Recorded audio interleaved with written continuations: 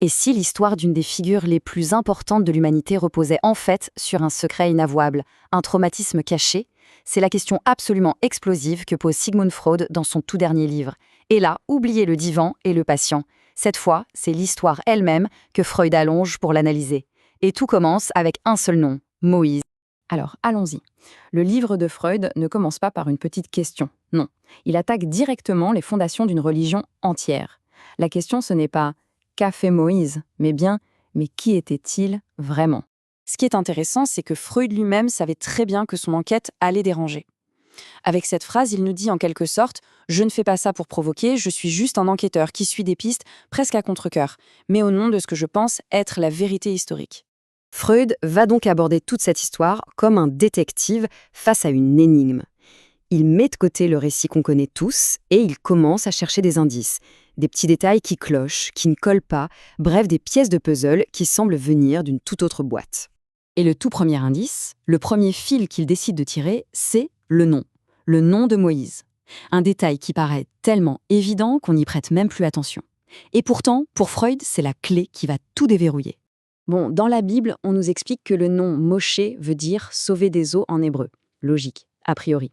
Sauf que pour Freud, ça ne tient pas la route. C'est une explication populaire un peu forcée. Il s'appuie sur des experts qui disent que Moz, en fait, c'est un mot 100% égyptien, qui veut dire « enfant ». C'est un suffixe très courant dans les noms de pharaons ou de nobles. Du coup, la question devient brûlante. Pourquoi est-ce que le plus grand héros des Hébreux porterait un nom égyptien? Ok, donc on a le nom, mais ce n'est que le début. Le deuxième indice est peut-être encore plus troublant. Il s'agit de l'histoire de sa naissance. Vous savez, le fameux récit du bébé abandonné dans un panier sur le Nil? Freud analyse ça de très près. Et c'est là que ça devient absolument fascinant. En général, les mythes des grands héros, que ce soit Sargon, Romulus ou d'autres, suivent toujours le même schéma. Un enfant de sang royal est abandonné et élevé par des gens très simples, des bergers par exemple.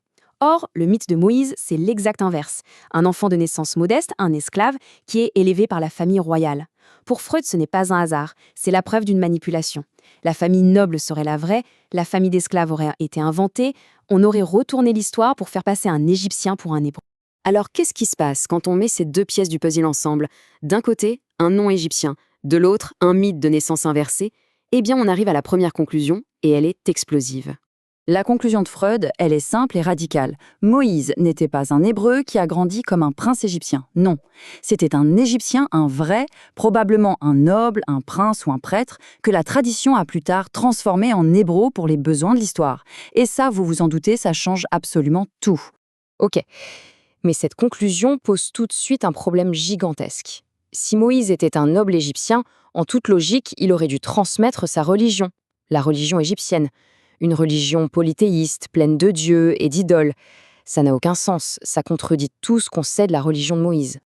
Là, on pourrait croire que toute la théorie de Freud s'effondre. C'est une contradiction totale. Mais c'est sans compter sa trouvaille. Il va trouver la solution dans un chapitre de l'histoire égyptienne qui avait été oublié, ou plutôt qui avait été violemment effacé. Regardons bien. D'un côté, la religion égyptienne, des centaines de dieux à tête d'animaux, des statues partout, une obsession pour la vie après la mort, la magie. De l'autre, la religion de Moïse, un dieu unique, interdiction totale des images, pas un mot sur l'au-delà, rejet de la magie. C'est le jour et la nuit. Les deux sont aux antipodes. Alors comment un Égyptien aurait-il pu fonder une religion qui est l'exacte négation de la sienne? Et la réponse, la voilà, elle se trouve dans le règne de ce pharaon complètement à part, Akhénaton. Il a tenté ce qui était impensable, la toute première révolution monothéiste de l'histoire. Pendant un court moment, il a imposé à l'Égypte une religion radicalement nouvelle avant que tout ne soit détruit et effacé après sa mort. Et là, c'est le déclic. C'est la solution de Freud. La religion d'Akhénaton, le culte du dieu Aton, correspond point par point, c'est quasi un copier-coller, à la religion de Moïse. Un dieu unique et universel, pas d'idole, pas de magie, pas d'au-delà. La conclusion devient alors inévitable. Moïse n'était pas n'importe quel Égyptien, c'était un disciple d'Akhénaton. Et après la chute du pharaon, il a voulu donner cette religion qui était rejetée en Égypte à un tout nouveau peuple. Mais attendez, parce que l'enquête ne s'arrête pas là. On entre maintenant dans la partie la plus sombre, la plus choquante de la théorie de Freud.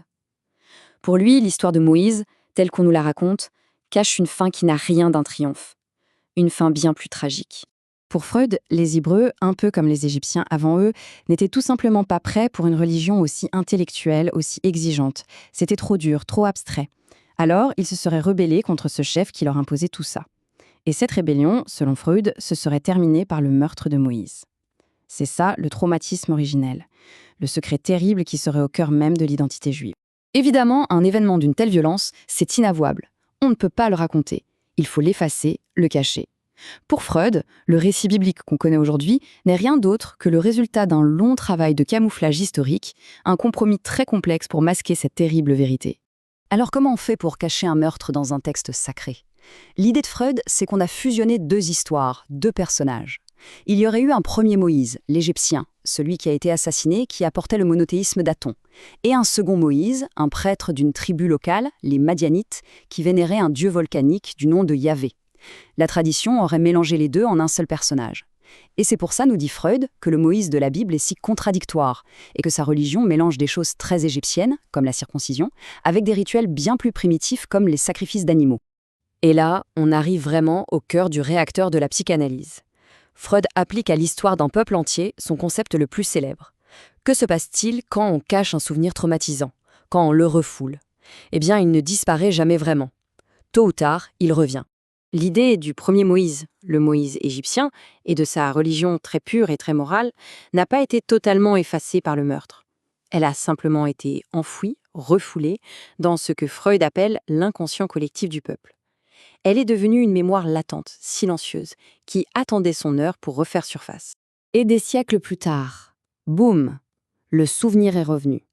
Pour Freud, les grands prophètes d'Israël, avec leurs discours enflammés, qui réclament la justice et la moralité plutôt que les sacrifices et les rituels, ce n'est rien d'autre que le retour du refoulé.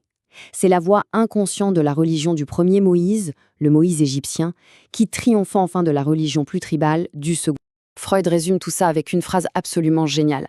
Pour lui, déformer un texte sacré, c'est presque comme commettre un meurtre. Le plus dur, ce n'est pas le crime lui-même, c'est de faire disparaître toutes les traces. On a essayé de cacher le meurtre de Moïse, mais les traces sont restées. Le nom égyptien, le mythe inversé, la circoncision, les contradictions, elles sont là, visibles, pour qui sait où regarder. C'est la question vertigineuse que nous laisse Freud. Au fond, que son hypothèse historique soit vraie ou fausse, ce n'est presque pas le plus important. Sa théorie sur Moïse est bien plus qu'une simple réécriture du passé. C'est une invitation à regarder l'histoire elle-même comme une psyché humaine, une psyché qui est façonnée non seulement par ceux dont elle se souvient, mais peut-être surtout parce qu'elle essaye désespérément d'oublier. Une idée aussi fascinante que provocatrice.